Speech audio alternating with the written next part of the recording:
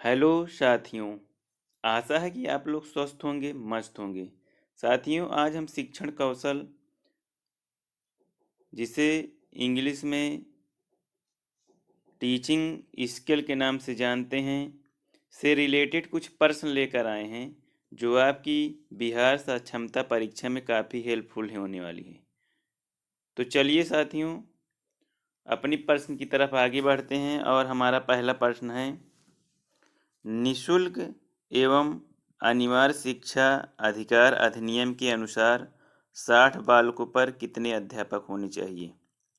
आपका option A है 1, B है 2, सी है 3 और डी है, साथियों, डी यहाँ पे 4 कर लीजिए और डी ऑप्शन है 4। साथियों, अगर हम बात करें निशुल्क एवं अनिवार्य शिक्षा, जिसे आरटीई के नाम से जाने जाते हैं, आरटीई 2009 अधिनियम जो 1 अप्रैल 2010 को लागू हुआ, इसमें कह रहा है कि 60 बालकों पर कितने अध्यापक होने चाहिए। तो हमारा उत्तर हो जाएगा विकल्प बी, 2 अध्यापक होने चाहिए। अगर साथियों आपसे कहता कि 30 बालकों पर कितने अध्यापक होने चाहिए, तो 1। अगला प्रश्न है, एक प्राथमिक विद्यालय के विद्यार्थी के रूप में समुचित व्यवहार सीखना डैश है। साथियों, इस प्रश्न की बात करें तो ये सामाजिकरण से रिलेटेड प्रश्न हमसे पूछ रहा है। इसमें ये कह रहा है कि प्राथमिक विद्यालय का एक विद्यार्थी, प्राथमिक विद्यालय जो कि वो स्कूल में एजुकेशन ले रहा है, तो प्राथमिक विद्यालय जो है वो सामाजिकरण की कौन सी जो है अंग है? प्रथम है, द्वितीय है, पुनर्सामाजिकता है, अग्रिम सामाजिकता है। तो साथियों, अगर विद्यालय की बात करें तो ये सामाजिकरण का द्वितीय स्थान होता है और प्राथमिक सामाजिकरण में परिवार आते हैं, हमारे आसपास के पास पड़ोसी आते हैं। और द्वितीय सामाजिकरण की बात करें तो इसमें मीडिया आती है, पुस्तकालय आते हैं, विद्यालय आते हैं। तो इस प्रश्न के अनुसार हमारा उत्तर हो जाएगा द्वितीय सामाजिकरण। अगला प्रश्न है, कौन सी एक अच्छी व्याख्यान की विशेषता नहीं है? हमारा विकल्प है ए, चित्रों और उदाहरणों का प्रयोग, मौजूदा ज्ञान पर ही आगे बढ़ना, ऑप्शन सी, एक ही विकल्प में कई परिकल्पनाएं बताना, अत्यधिक लंबा नहीं होना। साथियों, अगर पहले ऑप्शन की बात करें तो अगर हम प्राथमिक शिक्षार्थियों या विद्यार्थियों को पढ़ा रहे हैं तो उन्हें चित्रों और उदाहरणों का प्रयोग करके उन्हें एक बेहतरीन ढंग से हम लोग समझा सकते हैं और पढ़ा सकते हैं। उसके बाद विकल्प भी है, मौजूदा ज्ञान पर ही आगे बढ़ना। साथियों, मौजूदा ज्ञान का तात्पर्य है कि बालकों को जो पूर्व ज्ञान है उसी ज्ञान को जोड़ते हुए उनकी अपने व्याख्यान में जो है उचित आरोह को बढ़ाना। तो ए भी सही हो जाएगा, ए भी सही हो जाएगा। ए हमारी व्याख्यान की विशेषताएं हैं। ऑप्शन सी कह रहा है कि एक ही व्याख्यान में कई परिकल्पनाएं बताना, ये हमारा निगेटिव पॉइंट होगा। एक ही व्याख्यान में कई परिकल्पनाएं बताना, ये गलत है। व्याख्यान विधि में जो होता है, हर सब्जेक्ट हर विषय की अलग अलग व्याख्यान की विधियां होती है। आप अगर एक ही परिकल्पनाएं में उनको सब समझा देंगे तो साथियों, सभी बच्चों में व्यक्तिगत भिन्नताएं होती हैं, वे एक ही विधि से समझ जाएं, ये संभव नहीं है। तो ये अच्छी व्याख्यान की जो है व्याख्या नहीं है। हमारा आंसर ए हो जाएगा। अगला प्रश्न है, निकला कक्षाओं में सीखने को बढ़ावा देने का सबसे अच्छा तरीका है? साथियों, ये जो है निकला नहीं निचला, इसके लिए क्षमदान। निचली कक्षाओं में सीखने को बढ़ावा देने का सबसे अच्छा तरीका है। हमारा विकल्प ए है, सीखने के प्रत्येक चरण में प्रोत्साहन देना, गणित में अभ्यास करवाना, उपहार पाए गए उपरहित विद्यार्थियों की प्रशंसा करना, सामग्री को विद्यार्थियों के जीवन से जोड़ना। साथियों, अगर निचली कक्षाओं की बात करें तो इसमें जो है अगर हम देखेंगे तो ऑप्शन डी हो जाएगा हमारा राइट आंसर। क्योंकि जो सामग्री है अर्थात निचली कक्षा में जो प्राथमिक के बच्चे हैं उनको जो है जो उनके विभिन्न आसपास के समाज में जो वस्तुएं हैं सामग्रियां हैं उनको विद्यार्थी के जीवन से जोड़कर ही हम जो प्राथमिक कक्षा के विद्यार्थी हैं या बालक हैं उनको अच्छी तरह से उनके पर्यावरण के साथ रिलेट करके हम उनको आसानी से जो है पढ़ा सकते हैं और उनके सीखने को बढ़ावा दे सकते हैं। तो हमारा राइट आंसर हो जाएगा ऑप्शन डी। अगला प्रश्न है, विकास का अर्थ है। विकास का अर्थ क्या है साथियों? हमारा विकल्प है शीर्ष से तल, ऑप्शन बी है तल से शीर्ष, ऑप्शन सी दर से बाहर की ओर, ऑप्शन डी है बाहर से अंदर की ओर। साथियों, अगर बात करें ऑप्शन सी की तो यहाँ दर नहीं यहाँ अंदर, ये कह रहा है अंदर से बाहर की ओर। और अगर इस विकल्प की बात करें विकास का अर्थ है तो शीर्ष से तल की ओर। साथियों, शीर्ष से तल की ओर का तात्पर्य है कि पहले हमारे बड़े बड़े अंगों का विकास होता है, उसके बाद हमारी छोटे छोटे अंगों का विकास होता है। पहले हम दौड़ना सीखते हैं, उसके बाद लिखना सीखते हैं। पहले बड़े अंगों का प्रयोग पूरे व्यापक रूप से करते हैं, उसके बाद छोटे अंगों का प्रयोग करते हैं।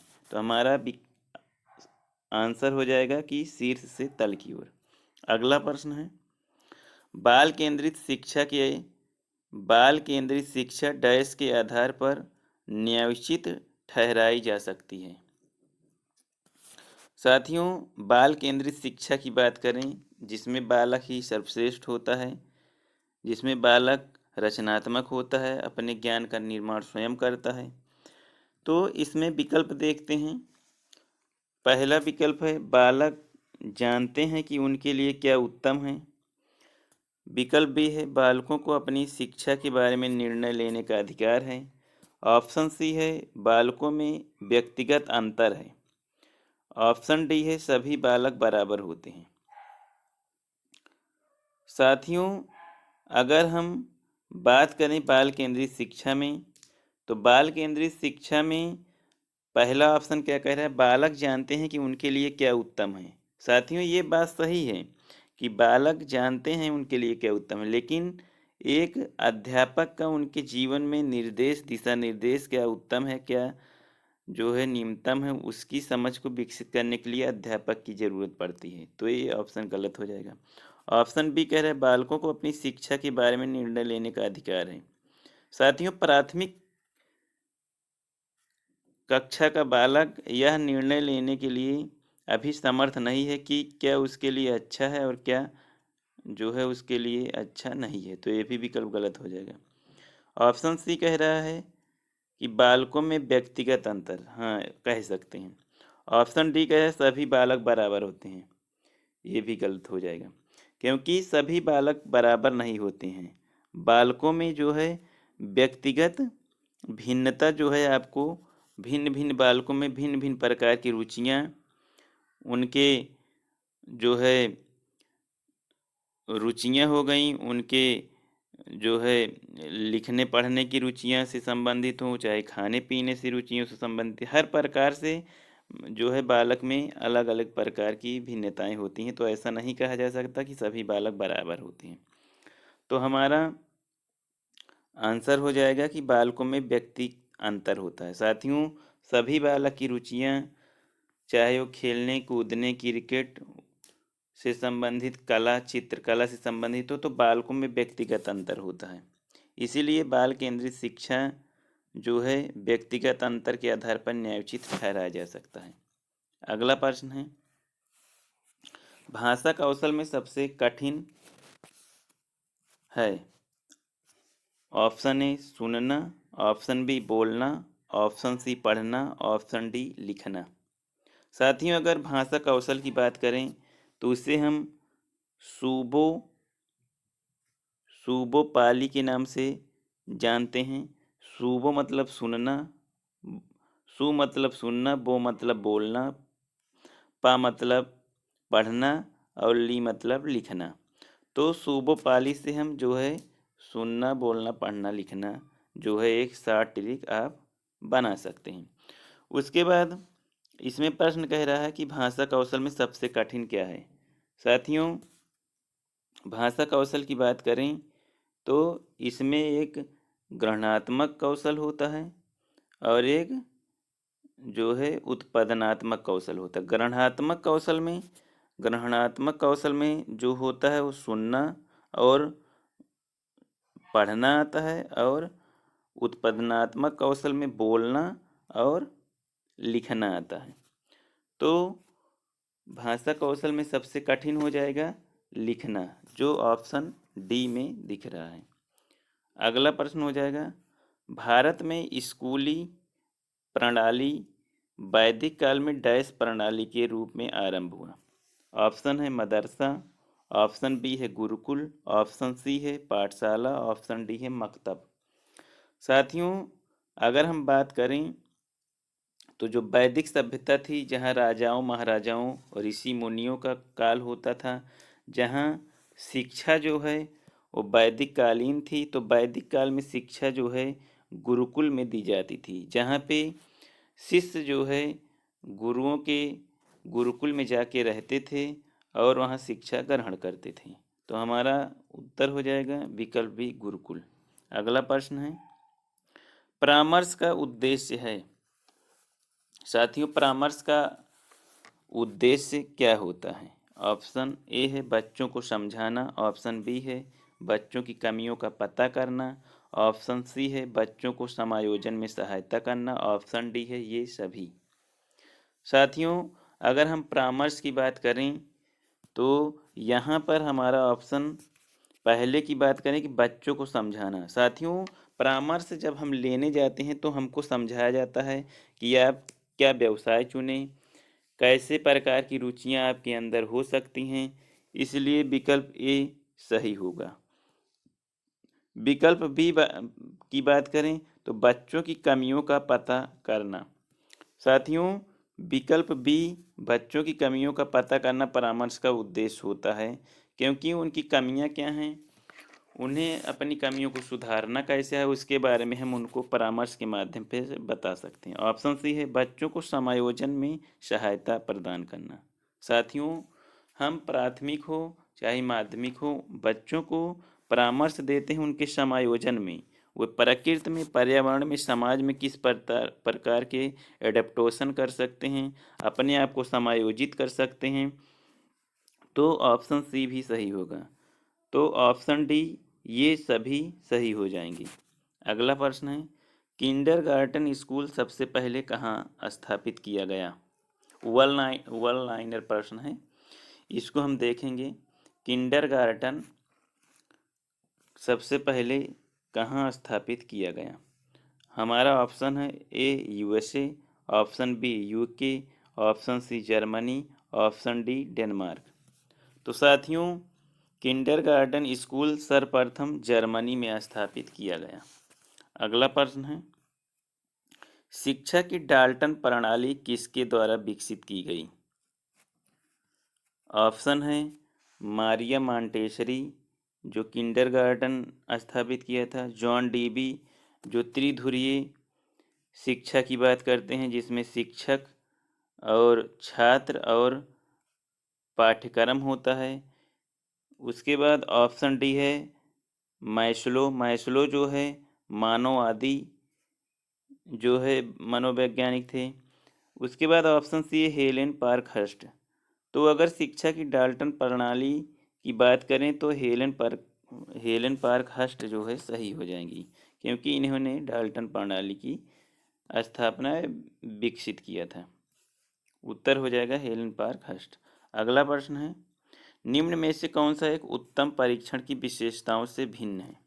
उत्तम परीक्षण से तात्पर्य है कि वे एक मनोवैज्ञानिक अच्छे परीक्षण की विशेषता होती है। ऑप्शन आपका ए है विश्वसनीयता, ऑप्शन बी है वैधता, ऑप्शन सी है वस्तुनिष्ठता, ऑप्शन डी है अभिक्षमता।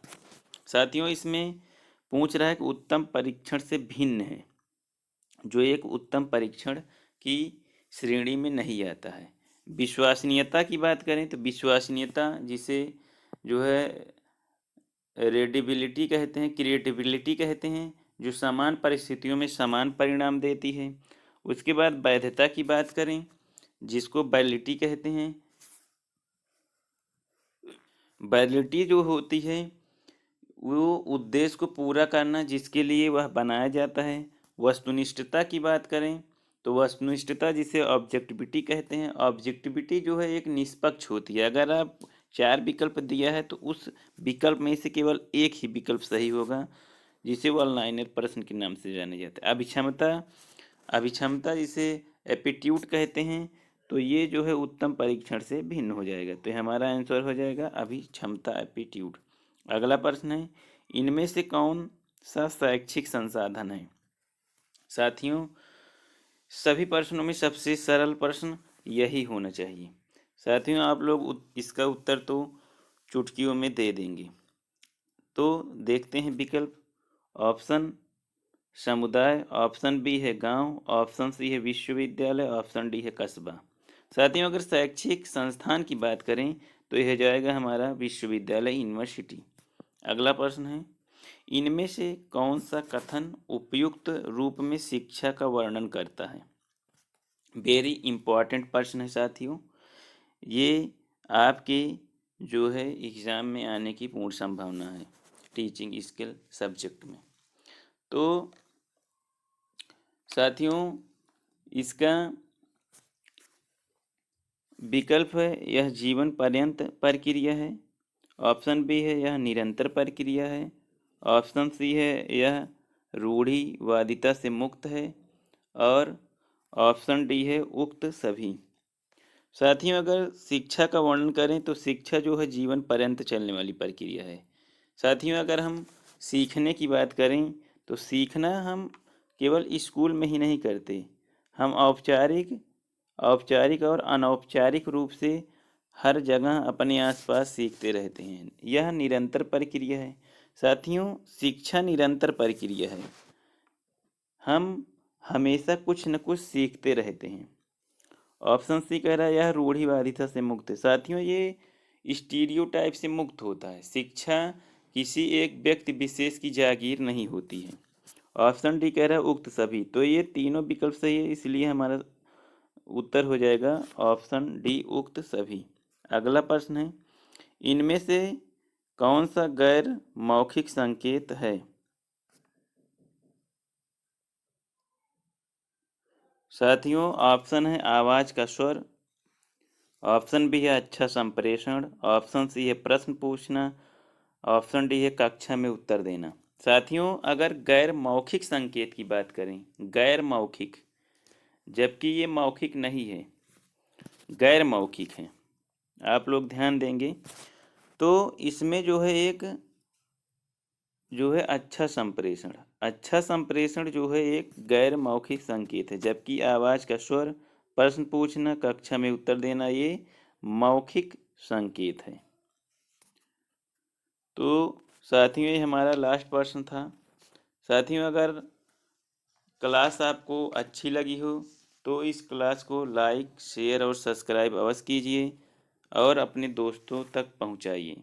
साथियों, इसी के साथ हम आप लोग को एक बात अवश्य कहना चाहेंगे कि आप लोग अच्छे से पढ़ाई कीजिए, बहुत स्ट्रेस मत लीजिए, क्योंकि आपका सिलेक्शन तो निश्चित है, इसीलिए एकदम मस्त होकर पढ़ाई कीजिए और ज़्यादा दबाव में मत रहिए कि क्या होगा कैसे होगा।